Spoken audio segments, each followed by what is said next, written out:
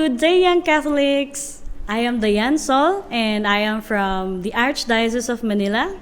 I am one of the hosts of the Live Catholic Online, and currently, I am working as a full-time missionary in Couples for Christ. So today, my dear brothers and sisters, we would like to share with you a beautiful story of our personal story, of course. And we would like to share with you one of the practices that we do as a Catholic, and that is what we call fasting. So maybe some of you already know what is fasting all about, but some of you may be curious pa din kung ano ba talaga tong fasting na to. So what is fasting for us in Catholics? Do you believe that fasting is something that we do out of obligation or out of responsibility, or is it something that we do out of our love of God? So in this session, we would like to give you a glimpse of a personal experience of what fasting is all about. So we have a guest here, and I am excited to introduce to you our guest. Let us welcome our brother, Emil Estabilio. Hi, Emil! Okay, ayan. Good evening or good Good afternoon, evening. brothers and sisters. Ayan. I'm Emilio Stabilio. I'm a member of Singles for Christ, and I belong to the parish of Santo Niño de Molino under the Diocese of Imus. Oh, nice. Hi, Ate Diane. Hello, Emil. Ayan, so it got me curious, no? It got me curious. Why is it that fasting really mattered to you so much? For the long time that I have known you, you are really a person who would really take it seriously to do fasting. So, for the sake of our young Catholics who are listening to us now, can we at least give them a glimpse? What is the beauty of fasting? Oh, for the first question siguro, so when is your first time of experiencing fasting? Okay. Sige po. So, siguro atin, it would be better na just to give them an introduction of what fasting is. So it's one of the 3 pillars of Lent na during Lenten season. For me, fasting started when I joined YFC. Well, dahil active naman ako na nagsisimba and church-goer, mayroon na akong talagang idea of what fasting is. Pero I got to really deepen my knowledge about it when I joined YFC. Lalo na pag nag-youth camp, di ba? For me, I understood fasting as a spiritual preparation for something na sort of spiritual battle.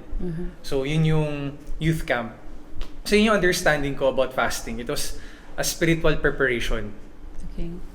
Okay, nice. And syempre habang bata ka pa, na-experience mo talaga what is fasting. So, in your journey as a Youth for Christ, like you said, and you're a missionary right now, right? We are co-missionaries. So, in your journey as a missionary right now, so what is that grace that you receive in doing the fasting? Okay. Of course, sa fasting, we are all familiar naman na we fast for food. Pag sa mga youth camp, naalala ko, we fast sa mga soft drinks, sa mga junk food, or sa mga sweets, ganyan. And sort of the grace that I receive the time that I fast, every time I fast, or every time we fast, I got to know more about Jesus. Kasi my life verse is inspired from the book of Matthew, chapter 16, verse 24, "Deny yourself, take up your cross, and follow me." And when I fast, mas nakikilala ko yung Diyos. Sino siya sa buhay ko. Na the grace of awakening my spiritual hunger towards Him. Kasi di ba nag-fast ka, you fast for physical sense. At dahil dun, you become more dependent on God's grace. Amen. Na there's more to life than this physical pleasures. We're not saying na when we fast, yun din yung kailangan natin ma-clarify din, di ba, Ate Dayan? Na when we fast, it's not saying na God is punishing us.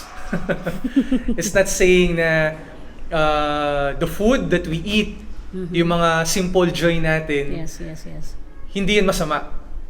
That they're so good that we forget the giver of those gifts. Amen. na we try to simply attach ourselves na ito na yung buhay. Pero pag nagfa-fasting tayo, it takes away yung distractions. And it frees us. Sabi nga, it liberates us. It's not a condemnation. It's a liberation ng desires natin. Amen. Na we yearn for God more. Diba? At yun yung grasya na natatanggap ko na binibigay sa akin ng Panginoon to yearn Him for more. Amen.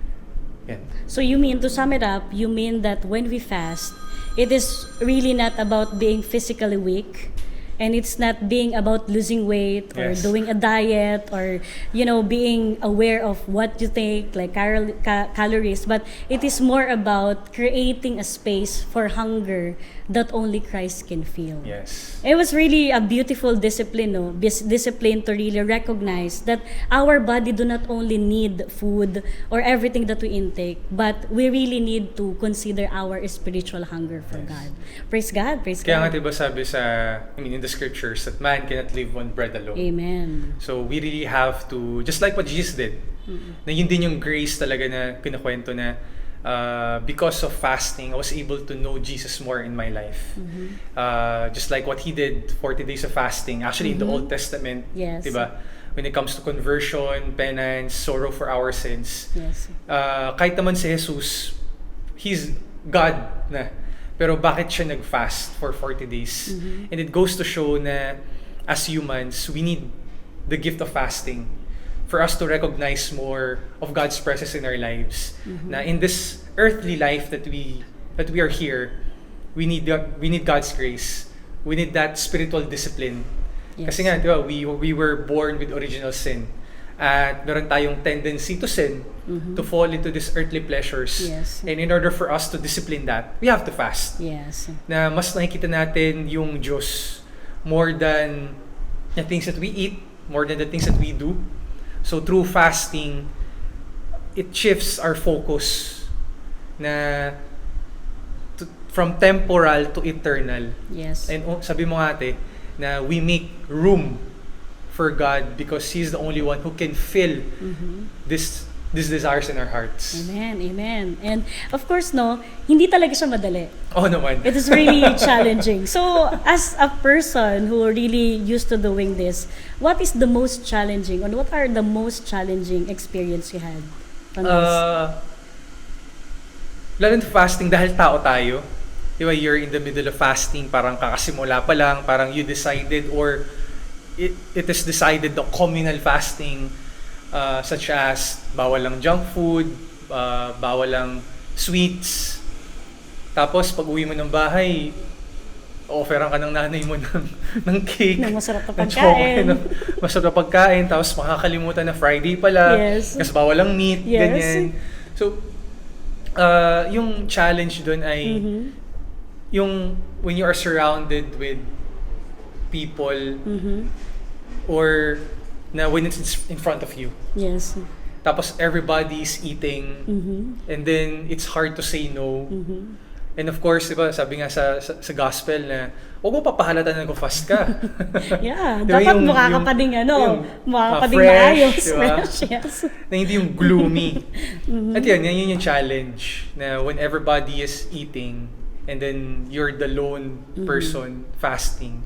Nandun talaga yung challenge na the challenge to go against the tide.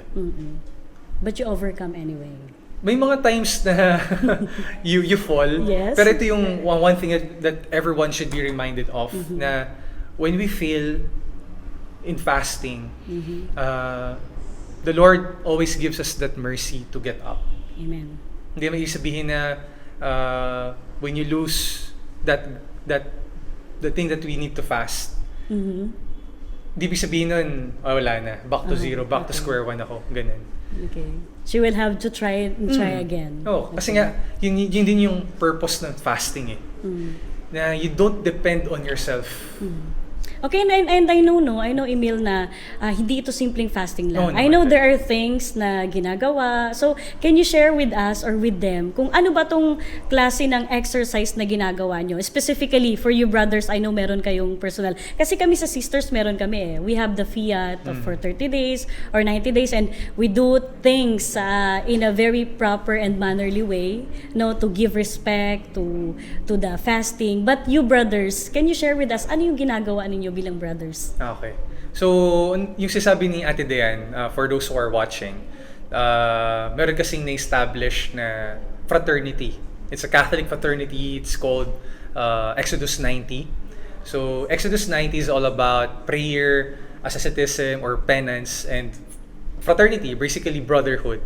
So, this Exodus 90, dahil siya Exodus, inspired from the scripture in the book of Exodus, when the Israelites were captives or being enslaved by the Egyptians.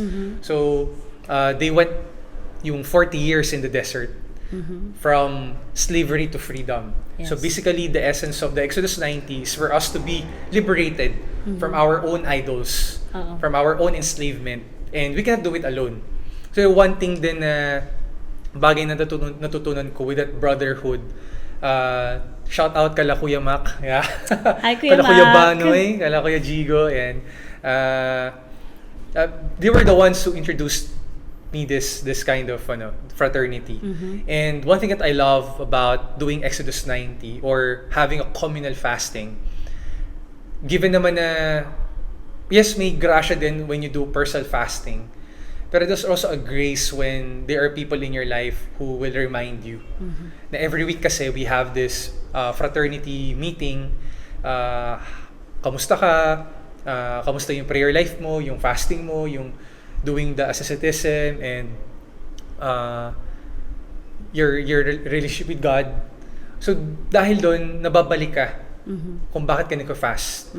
And one thing din na a reminder for everyone who plans to fast, na ano ba yung why mo? Balik ka sa bakit. Bakit ka mo nga ito gumabangon? ginagawa? Bakit ka gumabangon? Or bakit ka nagpa-fast? Bakit mo ito ginagawa? Bakit ba ito ginagawa? Yes. Ikaw, bakit mo ba ito ginagawa? So for me, tawag dito ate, the reason why I joined that fasting or that Exodus 90, dito sponsor just to be clear, it's not sponsored. Tawag dito, or communal fast, or even when we do conferences or activities, diba, we are always encouraged to fast. Kasi it's a basic reminder for us Catholics or Christians na lahat ng mga ginagawa nating activities sa loob ng simbahan ay it's not our own battle. We need God's grace. Because it's a spiritual warfare. Dapat it's alam na natin na there's Satan in the midst of our work. Yes. And we need God's protection. And in order for us to strengthen that dependency on Him, we need to fast. Kasi physically, yun talaga yung mangyayari na, Lord, nagugutom ako, gusto ko nang kumain nito, nag-crave na ako sa sweet, ganyan. Tapos may kaibigan ka pa na tukso.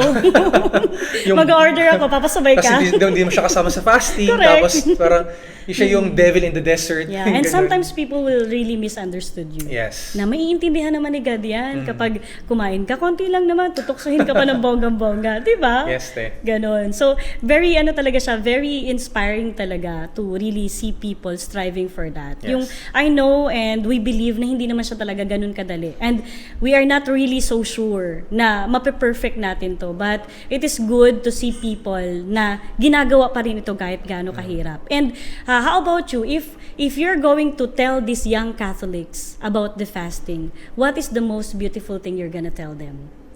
So that they will try to do the fasting. Beautiful. Yeah, the beautiful, the true, the good, and the beautiful.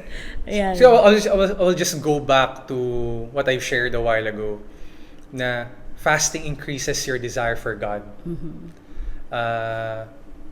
Siguro, let's see this in the lens of faith. Na fasting is like the crucifixion. Something beautiful ba yun? Yeah. Parang hindi ata. Pero sabi nga ni Fulton Sheen, first comes fasting, then comes feasting. Di ba yung mga, alam natin yung mga Pilipinong to, na mas masarap maramdaman yung bagay na pinaghirapan mo. Yes. Di ba? Oo. Basically, yun yung fasting eh. Na you embrace the struggle because you know that there's a greater reward awaiting for you. And that is Jesus. And I believe that's the beautiful thing. That peace that the Lord gives you in the midst of confusion here in this world. At ito yung mga bagay na dapat makita ng mga kabataan na before resurrection happened, there is a crucifixion. Yes. At yun yung fasting eh. Yung pag-embrace ng cross, yung pag-deny sa sarili mo, na it's not all about me. Yeah. And when I do this alone, I will fail. Yeah. At yun yung sinabi din ni Jesus, di ba? Without me, apart from you, Yes. I am nothing. So apart from Jesus, we cannot do these things. At through fasting, mas lumalalim yung relasyon natin sa Kanya. At doon natin makikita na, of course, it's not just about about crucifixion. In every crucifixion, there's a always resurrection. So after Yes. fasting, may feasting. Yeah. So Kasi marami naman pwede talaga yung kumain. promise ng Panginoon. Pero diba? di ba pwede namang kumain? Like, Oh, meron naman. namang specific Yes. na araw na intended na pwede kayong kumain, pwede kayong example, kapag may feast days, Yes. pwede ba yun? Tapos kapag Sunday, pwede din kayong kumain. Dapat pag-usapan nyo rin as a group Okay. if you're doing communal fasting. Okay. So when you say communal fasting, ano talaga? Ano yung isa sa, meron ka bang funny experience nung nag-fasting ka? Yung sa Exodus nyo ngayon, meron ka bang, alam mong tatatak to sa isip mo na dito mo talaga na-experience yung pinaka-nakakatawang experience sa pag-fasting? For me, nakakatawa siya. Siguro, yung mga kasama ko kasi nag-fast, itong recent lang, Exodus 40. Kasama ko si kay Adrian and then Kuya Mac. And sakto Wednesday. Tapos may mga sweets, ganyan, or pork ang ulam. And then every Wednesday and Friday kasi bawal yung pork and sweets. Basically, all during the 40 days. So magkakatinginan kami. Tapos parang, may kukuha ba? May kakain ba ng chocolate na to? Naghihintayan kayo. Naghihintayan kami. So, yung tinginan pa lang, parang that would be a sign for us. And that would be a reminder for us na to safeguard each other. Na, uy, tawag dito, hindi ako nag-iisa sa doing the sacrifice. I'm not alone. So, makikita mo talaga yung internal struggle na parang magkakatingin kami, parang, sarap nito eh, pero bawal eh.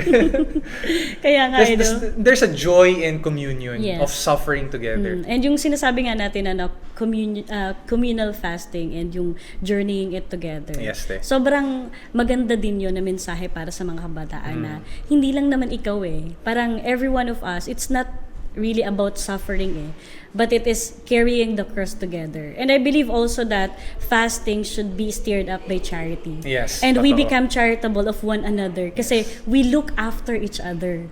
So one of the best things siguro ako personally talaga, one of the best thing that I really received doing the fiat is that really thinking about the authenticity of the fasting. Yes. Yung parang ano ba talaga yung intention ko, bakit ko to gagawin? Ano ba yung intention ko para saan ba to? And when I did the fiat, I think that was a few years ago. That was the most intense fiat that I had.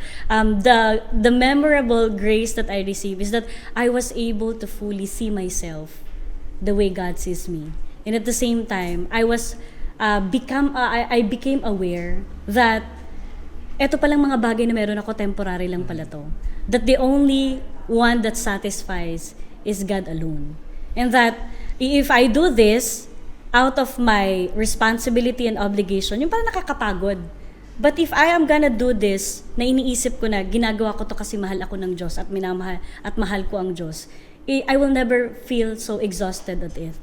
Yung parang, and at the same time, I gained friends, I gained people whom I can trust. Yung parang, yung pwede mong ikwento sa kanila, yung mga bagay na pinagdadaanan mo.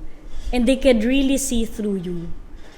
And the most beautiful grace that I received is the holy friendship na nabuo during the fasting na yun. Yung parang ang simpleng bagay lang na ginagawa natin. pero it has a great impact sa buhay natin kasi alam natin na meron tayong kasama. That journeying to holiness is not a journey alone. So, masaya din yun na kahit kami, sister kami, tapos brother kayo ginagawa, pero we're on the same page. We're on the same boat and naiintindihan natin kung ano yung pinagdadaanan natin. And in your journey as a missionary, when you say Exodus, how many, parang ano yung mga usual prayers mo ngayon? Yung mga pinagdadasal mo ngayon habang nagfa-fast ka? I believe na habang ginagawa natin to, we have specific prayers in mind. So, pwede mo ba kaming bigyan? Ano yung particular things na pinagdadasal mo habang ginagawa mo to? Actually, nasabi mo na siya kanina na the fruit of fasting is love. It makes you charitable. In other words, my prayer every time I fast is to become more like Jesus every day. To love like He loves us. To move or to act as He acts. And yun kasi yung grasya na you become like Him. And that is our goal naman. Na the goal of discipleship is to be like our Master, is to be like our teacher. And tama-tama talaga yung sinabi mo, ate, na yung charity. Kasi I was reminded by one of the priests na pag nagka-fast ka, tapos it does not bring you to the fruit of love, na it makes you hungry. Angry ka na nga, di ba? Or nababadtrip ka, ganun. Parang maybe that fasting does not help you. Kasi dapat it should really make you more dependent on God. And the Lord transforms you. It changes you. Your behavior, your attitude, the way you treat other people. Yes. So yun yung grasya. At I believe, yun din yung kailangan din pagdasal ng maayos sa mga tao na, Lord, ano po yung fasting na would help me to become more like you? And yun, one thing that I would like to add lang din, ate, na yung forms of fasting din, yun din yung bagay na tulad ni Jesus, yung meron kasi palang tinatawag na internal and external fasting or penance. Okay. Yung internal fasting, ito pala yung having that distaste towards sin, na ayaw mo na magkasala. Fasting din yun, parang hindi ka na magiinom, the things that lead you to sin. And yung second, yung external penance, ito yung something that I love. Yung external penance, it's you embrace the inconveniences and the annoyance in your daily work. Okay. Galing yun kay Pope John the 23rd. Na, di ba, may mga katrabaho na nakakainis. Yeah. Practicing kaya natin na yan. it triggers you. Makita mo pa lang, parang ayaw mo ng katrabaho, ganyan. Or, sawang-sawa ka na, utang-uta ka na sa ginagawa mo, ganun, kasi pagod ka na, ganyan. Ito na lang ba yung kailangan kong gawin? Sobrang bored ka na, wala ka ng zest, kumbaga. Pero sabi doon ni Pope John the 23rd, it's also an act of penance to embrace the daily work that God has entrusted to you. Kasi God is present in all things. In all things. And in embracing that crosses, those daily works in your life, it makes you holy. Amen. It sanctifies you. Yes. Kasi fasting din yun na you, again, fasting is like crucifixion. You embrace the cross. And it will help you to love more like Jesus. Amen. Ayun din. Amen. And it's really a beautiful thing to experience that. Na para sa iba, no, ang tingin nila, yung parang siguro it's a time for us then to break the stigma that when we talk about fasting, it will always be about our physical being. Yung parang kapag sinabi mo magpa-fasting ka, talagang ang tingin ng mga tao, magda-diet ka, magbabawas ka ng kakainin mo, magbibilang ka ng kakainin mo sa loob ng isang araw. Well, in fact, the reason why you are doing this is because of something greater. Sabi mo nga kanina, that giving up this, yes, food is good, cravings are good, taking everything is really good. Pero yung parang kapag sinabi nating fasting kasi, I believe that one of the priests said that when we talk about fasting, it is all about giving up something good to gain something that is greater. For Or a the greater ultimate good. good. Yes, or the ultimate good. Diba? Yeah, it's not more about the physical, but it is the intellectual that God has prepared for us more, no? So parang hindi siya talaga madali. Hindi siya madali, pero doable. Yes. Hindi siya ganun ka daling makita ang result, but it is doable. At hindi rin siya something that is so grandiose that we can do it in the most little way that we can do. But it could make a great impact, not only to us, but to the people who is really surrounding us. Yes. So I really thank you for joining me in this afternoon, and of course joining us in this afternoon for this session. And we also would like to invite our brothers and sisters who are really listening to us, especially our young Catholics, no? This time we would like to invite our young Catholics to really see the beauty of fasting. Yes. Because I believe that fasting would bring us to three things: to pursue charity, to pursue purity, and lastly, to pursue the clarity of mind. Kasi I believe na kapag nagpa-fasting tayo, nakikleanse tayo eh. We are being focused to something that is better than this world could offer. So pwede mo bang i-invite yung ating mga young Catholics to do the fasting? Pwede mo ba silang bigyan ng inspirational word na kaya nila tong gawin? Sige, again, hello friends. Siguro, one thing that I would like to remind everyone is have that Eucharistic fasting. 1 hour before going to Mass, empty your stomachs. Just drink water. Kung lunchtime or you need to have to go to breakfast, make Jesus your first meal. Isang oras lang yan. First meal. Make him your first meal. Yes. Sacrifice yung chichirya, yung candy, diba? And let him fill you. At yun yung bagay na mas lalalim pa talaga yung relasyon mo sa Kanya and who Jesus is in your life.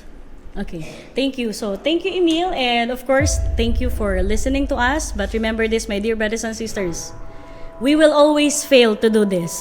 But we can always try again, and it is okay. Because in the times that we fail to do this, we become dependent to God.